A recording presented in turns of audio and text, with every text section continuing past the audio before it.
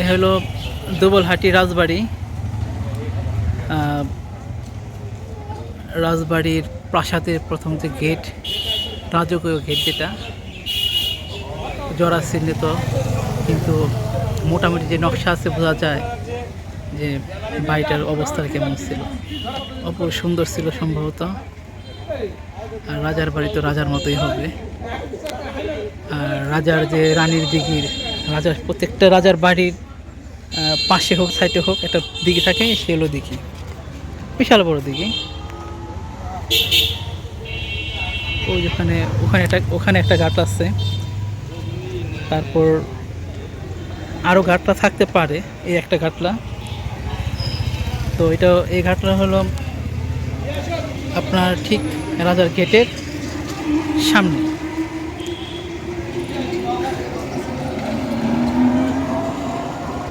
চলুন ভিতরে যাই।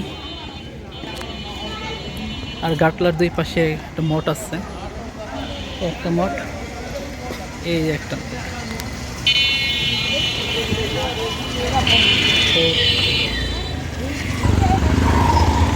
একটু নির্দেশনা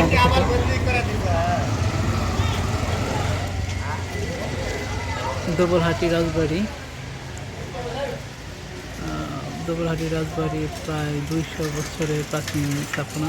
দুবলহাটি জমিদার বাড়ি ছিল সিলেট, দিনাজপুর, পাবনা, রংপুর ও ভারতের কিছু অংশ 1992 সালে। দেখো মোটামুটি একটা কিছু পাবে।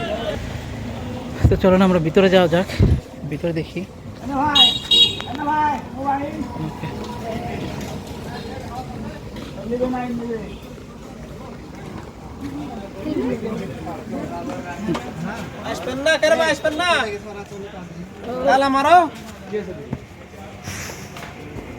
ভিতরে মোটর সাইকেল রাখা আছে।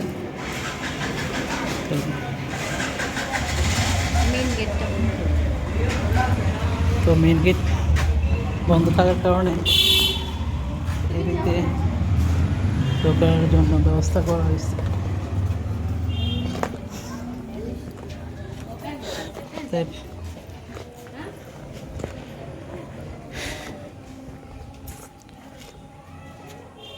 এ হলো ভিতর অংশ।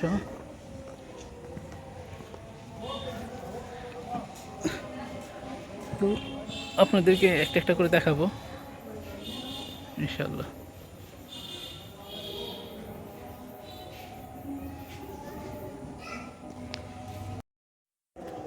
মানুষের এখানে প্রচলিত যে কথা আছে যে এটা রাজবাড়ির বিষয়ে কিছু না মানুষের ধারণা আছে। তো সেই ধারণার ভিতরে কিছুটা আমরা সাথে তুলে ধরবো যে এটা ইতিহাস, যে রাজা কেমন ছিল, তার রানী কেমন ছিল। এখানে লোকের যে প্রচলিত কথা যে জানে যুগে যুগে, যে যেহেতু এটা 200 বছর আগে পুরাতন এক প্রাসাদ।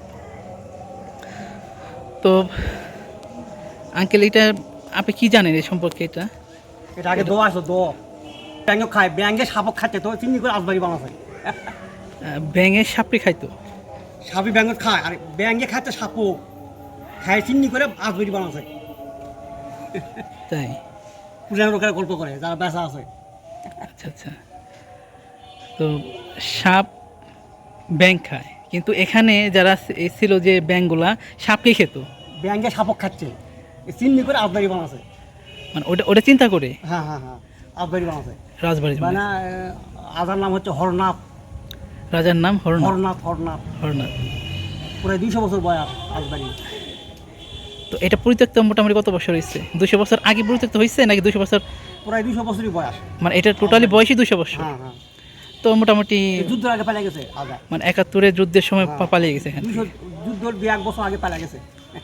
আচ্ছা আচ্ছা। দেশভাগের সময় গেছে। হ্যাঁ হ্যাঁ। তাহলে এটা দেশভাগের সময় তারা এইভাবে যেভাবে ছিল সেইভাবে রেখে গেছে। 60টা আগ না, এই 20 বছর আগে ক্যাম্প করবে আর্মিকে, তাহলে ওম করলে আরো 200 টাকা লাগে। ক্যাম্প করেনি, এই নিশাখোরেরা ভাঙ্গে ভাঙা সব লেগে চলে যাচ্ছে। নিশাখোরেরা 20 বছরের মধ্যে হ্যাঁ, জেরাশীর্ণত অবস্থা হয়ে গেছে এটা। হ্যাঁ।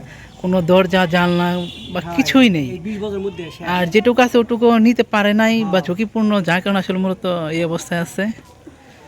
তো মধ্যে থেকে এগিয়ে আসলে আজাদ খাজনা করে, খাজনা খাজনা আদায় করার জন্য এই মহাদেবপুর থেকে এরিয়া, মহাদেবপুর।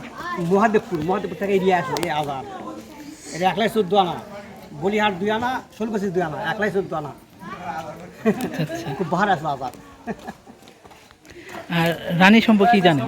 রানী প্রতিদিন 20 কেজি দুধ খায়, রানী প্রতিদিন 20 কেজি দুধ খায় প্রতিদিন রানী।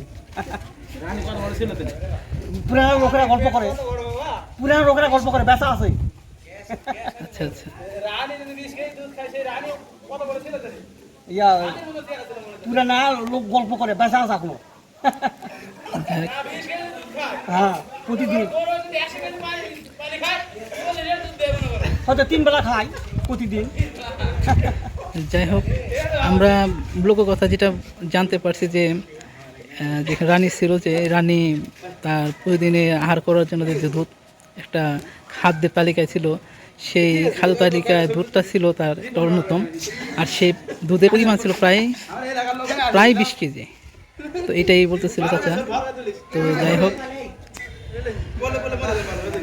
তো এখানে আমরা রাখি। আমরা দ্বিতীয় পর্বে হয়তো বা আরও কিছু আপনাদের জানাবো ইনশাল্লাহ।